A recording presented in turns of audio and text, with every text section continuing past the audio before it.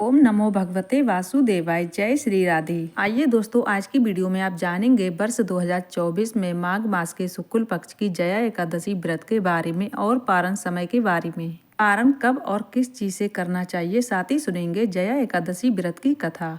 इस बार जया एकादशी का व्रत 20 फरवरी मंगलवार को किया जाएगा। माघ मास के शुक्ल पक्ष में पड़ने वाली एकादशी को जया एकादशी के नाम से जाना जाता है। इस दिन भगवान विष्णु, माता लक्ष्मी और भगवान श्री कृष्ण के स्वरूप का पूजन किया जाता है। ये व्रत सभी प्रकार के पापों को नष्ट करने वाला है तथा सुख समृद्धि प्रदान करने वाला है और अंत समय भगवान विष्णु के धाम को प्रदान करने वाला है।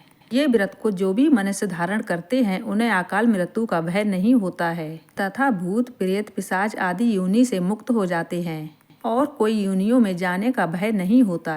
एकादशी का व्रत प्रत्येक एक माह के कृष्ण पक्ष और शुक्ल पक्ष को धारण किया जाता है। इसे एकादशी और 11 के नाम से जाना जाता है। एकादशी का व्रत भगवान विष्णु, भगवान श्री कृष्ण को अत्यंत प्रिय होता है। तो आइए दोस्तों, जानते हैं एकादशी व्रत के बारे में, पारण समय के बारे में। एकादशी प्रारंभ होगी 19 फरवरी 2024 सोमवार की सुबह 8:51 से और एकादशी तिथि समाप्त होगी 20 फरवरी मंगलवार की सुबह 9:57 पर। उदय तिथि के अनुसार 20 फरवरी को ही एकादशी का व्रत रखना शुभ होगा। 19 फरवरी को एकादशी व्रत के पालन करेंगे। एकादशी व्रत का पारण जो कि 21 फरवरी को किया जाएगा। एकादशी व्रत का पारण हरिवासर के समय नहीं करना चाहिए। हरिवासर का समय द्वादशी के दिन पहला चौथाई हिस्सा हरिवासर का होता है। द्वादशी तिथि की समाप्ति है 21 फरवरी बुधवार की सुबह 11:29 पर। द्वादशी तिथि की समाप्ति है। व्रत पारण का समय बुधवार की सुबह 6:55 से 9:11 तक। इसी शुभ मुहूर्त में एकादशी व्रत का पारण कर लेना चाहिए। एकादशी व्रत का पारण गाय के दूध से ही करना शुभ होता है। यदि ऐसा संभव ना हो तो तुलसी दल या फल से भी एकादशी व्रत का पारण कर सकते हैं। एकादशी के दिन जो राहु काल का समय है दोपहर 3:03 से शाम 4:28 तक और 21 फरवरी को दोपहर 12:11 से दोपहर 1:38 तक। राहु काल के दौरान कोई भी शुभ कार्य, नया कार्य नहीं करना चाहिए। इस बात का ध्यान रखें। एकादशी के दिन जो ब्रह्म मुहूर्त का समय है वो समय है सुबह 5:14 से सुबह 6:05 तक। 20 फरवरी मंगलवार को सूर्योदय होंगे सुबह 6:29 पर। सूर्यास्त होंगे शाम 5:54 पर। तो आइए दोस्तों, अब सुनते हैं माघ मास के शुक्ल पक्ष की जया एकादशी व्रत कथा। अगर आप मेरी वीडियो पहली बार देख रहे हैं तो वीडियो को लाइक करके चैनल को सब्सक्राइब जरूर कर दीजिए ताकि मैं कोई भी वीडियो नई अपलोड करूं उसका नोटिफिकेशन सबसे पहले आप लोगों तक पहुंचेगा। कमेंट बॉक्स में जय श्री हरि विष्णु जरूर लिखें। तो आइए सुनते हैं जया एकादशी व्रत कथा। एक बार प्रेम से बोलिए भगवान विष्णु की जय, माता लक्ष्मी की जय, भगवान श्री कृष्ण की जय। एक समय की बात है, एक बार पांडु नंदन भगवान श्री कृष्ण से हाथ जोड़कर नम्रता पूर्वक बोले कि हे नाथ, आप कृपया करके मुझसे माघ मास के शुक्ल पक्ष की एकादशी का वर्णन कीजिए और उस व्रत को करने से क्या पुण्य फल की प्राप्ति होती है, सो आप कृपया करके मुझसे कहिए। भगवान श्री कृष्ण बोले, हे राजा, इस एकादशी का नाम जया एकादशी है और यह अक्षय फल को प्रदान करने वाली है। इसका व्रत जो भी मनुष्य करता है वो ब्रह्म हत्या से मुक्त हो जाता है और अंत काल में उसे मोक्ष की प्राप्ति होती है। इस व्रत के प्रभाव से मनुष्य कुल योनि से छूट जाते हैं। अब हम तुमसे इसकी एक पौराणिक कथा जो कि पद्म पुराण में लिखी है तो कहते हैं, सो तुम ध्यान पूर्वक सुनो।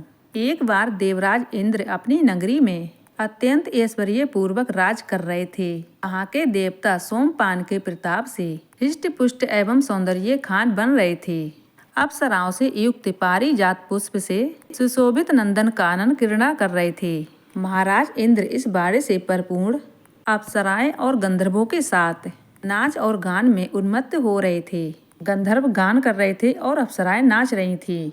गंधर्वों में अत्यंत विख्यात पुष्पदंत्र, उनके पुत्र चित्रसेन की स्त्री मालिनी का पुत्र माल्यवान जो कि अत्यंत सुंदर और स्वरूपवान था और इत्यादि इत्यादि भी उपस्थित थे।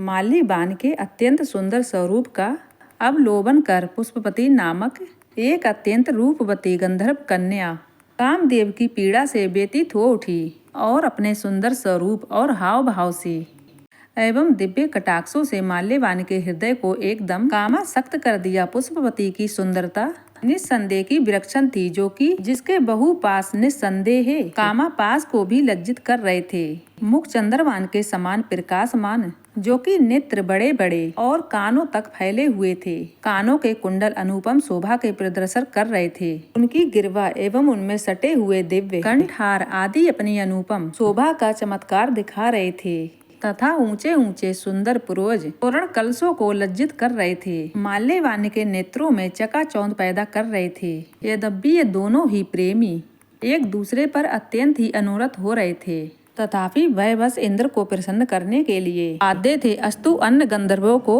और अप्सराओं के साथ मिलकर कार्य आरंभ किया, परंतु काम की वसूबोत होने के कारण इनका नृत्य और गान संभव नहीं उतर रहा था। आव भाव भंगिमा से चतुर देवराज इंद्र पर इनका अनुराग तत्काल के प्रकट हो गया। इंद्र ने इसको अपना अपमान समझा और उन पर क्रोधित होकर उन्हें श्राप दे डाला। इंद्र ने कहा, मेरी आज्ञा को भंग करने वाले, तुम दोनों ही पिशाच हो जाओ और मृत्यु लोक में जाकर करनी का फल भोगो। इस तरह का श्राप सुनकर वे दोनों बहुत दुखी हुए। फिर उसी क्षण पृथ्वी पर हिमालय के शिखर पर्वत पर पिशाच के रूप में आ गए। जब उन्होंने चारों तरफ देखा तो बर्फ ही बर्फ थी, ना कुछ खाने को था ना कुछ पीने को था। शीतलहर हवा चल रही थी। वे दोनों ठंड की वजह से कांप रहे थे। फिर उन दोनों ने एक गुफा में शरण ले ली थी। एक दिन वे एक दूसरे से कह रहे थे, ना जाने हम कौन से जन्म के पाप कर्मों को भोग रहे हैं। इस तरह वे दोनों ठंड से कांपते हुए सारी रात गुफा में बैठे रहे। शीतलहर की ठंड के कारण वे दोनों रात भर सो नहीं पाए और सारी रात जागकर ही काटी। भगवान श्री हरि का ध्यान करते रहे। संयोग से वह दिन जया एकादशी का था। उस दिन ना ही कुछ खाने को था और ना कुछ पीने को था। रात्रि जागरण करने के कारण पिशाच का शरीर त्याग दिया और उन दोनों ने अपना दिव्य शरीर धारण कर लिया। वहाँ पर एक बहुत सुंदर दिव्य विमान आया। वो उन्हें स्वर्ग तक ले गया। उन्हें देखकर देवराज इंद्र आश्चर्य में पड़ गए और उनसे पूछने लगे, आखिर तुम दोनों ने ऐसा कौन सा पुण्य किया है जो तुम दोनों को मेरे श्राप से मुक्ति मिल गई। तब माल्यवान कहने लगा, ये तो सब भगवान श्री हरि की कृपा से हुआ है। एक दिन हम दोनों ने अनजाने में उनकी प्रिय जया एकादशी व्रत का पालन किया, जिसके कारण हम दोनों को ये दिव्य शरीर प्राप्त हुआ है। ये सुनकर देवराज इंद्र कहने लगे, श्री हरि की भक्ति में सेवा से मैं तुम्हें स्वर्ग में पुनः स्थान प्रदान करता हूँ। इसीलिए मनुष्य को चाहिए परम कल्याणकारी जया एकादशी व्रत का निष्ठा और श्रद्धा पूर्वक पालन जरूर करना चाहिए। इस दिन किया गया उपवास मनुष्य को वैकुंठ धाम की प्राप्ति करवाता है। इस दिन भगवान श्री हरि के चरणों का ध्यान करते हुए जया एकादशी का व्रत और पालन अवश्य करना चाहिए। जो मनुष्य जया एकादशी व्रत का पालन करते हैं उन्हें भूत पिशाच योनियों में कभी नहीं भटकना पड़ता है। उन्हें तो सीधे वैकुंठ विष्णु धाम की प्राप्ति होती है। उम्मीद है आज की जानकारी और कथा आपको पसंद आई होगी। पसंद आई हो तो कमेंट बॉक्स में जय श्री हरि विष्णु जरूर लिखिए।